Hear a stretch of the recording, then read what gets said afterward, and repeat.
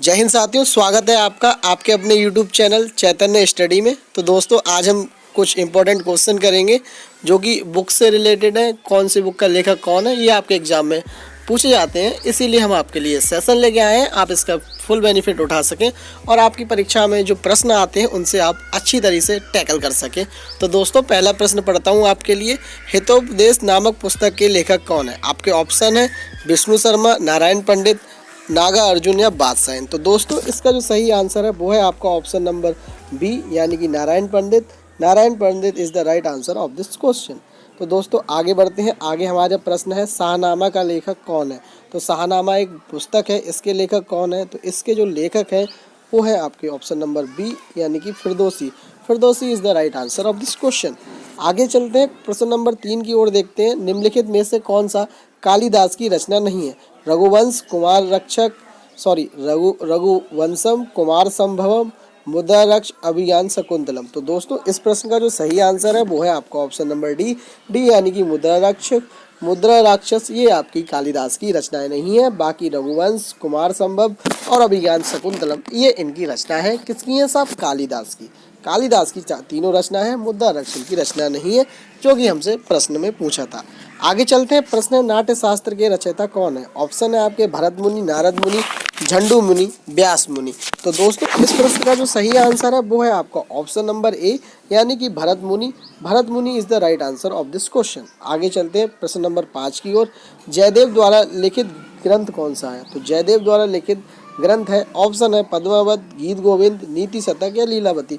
तो दोस्तों इसका जो सही आंसर है वो है आपका ऑप्शन नंबर बी, गीत गोविंद। और आपको बताना चाहूँगा ये आपका लीलावती है, ये मैथ से रिलेटेड एक ग्रंथ है, ये आपको याद रखना है। पद्मावत है वो आपका मलिक मोहम्मद जायसी ने लिखा है, ये भी आपको पता होगा। तो आगे बढ़ते हैं। आगे हमारा प्रश्न है प्रश्न नंबर 6। प्रश्न नंबर 6 हमसे कहता है मुगल शहजादियों में से किसने प्रसिद्ध पुस्तक हुमायूंनामा लिखी? तो हुमायूंनामा एक बुक है, आपको बताना है इसके राइटर कौन है। ऑप्शन है आपके पास जयउन्निसा, रोशन आरा, जहां आरा या गुलबदन बेगम। तो दोस्तों इस प्रश्न का सही आंसर है, आपने बिल्कुल सही सोचा है, ऑप्शन नंबर डी, गुलबदन बेगम। आगे बढ़ते हैं प्रश्न नंबर 7 की ओर। निम्नलिखित में से कौन सी कृति कालिदास की है? तो कालिदास की रचनाएं आपको बतानी है कौन सी है इसमें। तो आपको मैंने पहले ही बताया था कि जो आपकी माल्यविहीन अग्निमित्र है वो आपकी कालिदास की रचना है। तो option number D is the right answer of this question. आगे चलते हैं दोस्तों। रघुवंश महाकाव्य के रचनाकार कौन है? तो रघुवंश एक महाकाव्य है, इसके जो रचनाकार हैं वो है आपके कालिदास। तो option number B is the right answer of this question. आगे चलते हैं प्रश्न नंबर 9 की ओर। प्रश्न नंबर 9 हमसे कहता है अर्थशास्त्र पुस्तक के लेखक कौन है? जो अर्थशास्त्र पुस्तक लिखी गई है वो किसके द्वारा लिखी गई है, ये हमारा प्रश्न है। तो दोस्तों इसका जो सही आंसर है वो है आपका option number A, Chanakya. Chanakya ji हैं, इन्होंने लिखी है आपकी अर्थशास्त्र की बुक। ठीक है, तो option number A is the right answer of this question. Question number 10 की ओर बढ़ते हैं। क्वेश्चन नंबर 10 आपसे कहता है हर्ष चरित्र के लेखक कौन है? तो हर्ष चरित्र है, इसके लेखक आपको बताने हैं। तो इसका जो सही आंसर है वो है आपका option number B, Banabhatta. Banabhatta ने लिखी थी आपकी हर्ष चरित्र। प्रश्न नंबर 11 की ओर आते हैं। अष्टाध्यायी निम्नलिखित में से किसने लिखी है? तो अष्टाध्यायी लिखी है वो आपकी लिखी पतंजलि ने। Option number A is the right answer of this question. Question number 12 की ओर बढ़ते हैं। निम्नलिखित में से कौन सी पुस्तक कालिदास द्वारा नहीं लिखी गई है?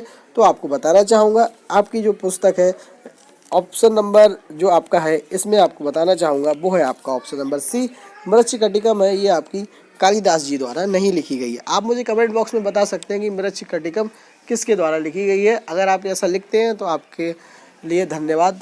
आगे चलते हैं प्रश्न नंबर 13 की ओर। चरक संहिता निम्नलिखित में से किससे संबंधित है? तो चरक संहिता नामक बुक है, ये आपको बतानी है किसके द्वारा लिखी गई है। तो चरक संहिता आपकी जो पुस्तक है वो लिखी गई है। ऑप्शन नंबर 13 का जो सही आंसर है वो है आपका ऑप्शन नंबर डी, यानी कि जो चरक संहिता है वो किससे संबंधित है? ये आपकी चिकित्सा से संबंधित है, इसमें शैल्य चिकित्सा के बारे में बताया गया है। ठीक है, आगे चलते हैं। शैल्य चिकित्सा के बारे में सुश्रुत ने बताया, चरक ने नहीं बताया, तो ये इसमें थोड़ी मिस्टेक मेरे द्वारा होगी, तो इसे आप अवॉइड करेंगे। ओके, आगे चलते हैं। बीजक किसके वचनों का संग्रह है? तो बीजक है ये आपका किसके संग्रह है? ये आपका है कबीर का। ठीक है, साकी, सबद और रमैनी का एक संग्रह है, ये इनकी रचनाओं के नाम है। और इनका जो कंप्लीशन है वो किया है किस ग्रंथ में? बीजक में। ठीक है, आगे बढ़ते हैं प्रश्न नंबर 15 की ओर। पद्मावत कथा के लेखक कौन है? तो मैंने आपको ऊपर बताया, जायसी इसके लेखक है। आगे चलते हैं प्रश्न नंबर 16 की ओर। काव्यदर्श नामक ग्रंथ की रचना किसने की थी? तो काव्यदर्श है, इसकी जो रचना की थी वो की थी आपकी दंडी ने। Option number D is the right answer of this question. Question number 17 की ओर बढ़ते हैं। नागनंद प्रियदर्शिका रत्नावली निम्नलिखित में से किसकी रचना है? तो ये जो रचनाएं हैं ये सब है आपकी हर्षवर्धन की। तो option number C is the right answer of this question. Humayun Nama के लेखक कौन है? तो हुमायूं नामा के लेखक आप ऊपर ही पढ़ के आए हैं, गुलबदन बेगम जी हैं। ठीक है, आगे चलते हैं। मिताक्षरा किसकी रचना है? जो मिताक्षरा रचना है वो है आपकी विज्ञानेश्वर की। तो option number B is the right answer of this question. ठीक है, आगे चलते हैं दोस्तों।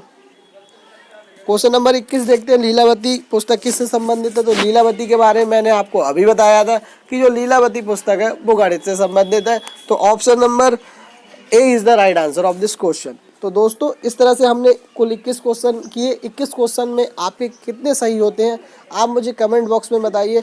अगर आप ऐसा बताते हैं तो आपको लिए बहुत सारी शुभकामनाएं हैं कि आपने इतना अच्छा टेस्ट दिया है, जीके का इतना बढ़िया टेस्ट दिया है 21 क्वेश्चन। और आशा करता हूँ 21 क्वेश्चन के द्वारा आपकी जो नॉलेज है वो इंक्रीज़ हुई होगी और आपने यहाँ से इस वीडियो से कुछ ना कुछ गेन किया होगा।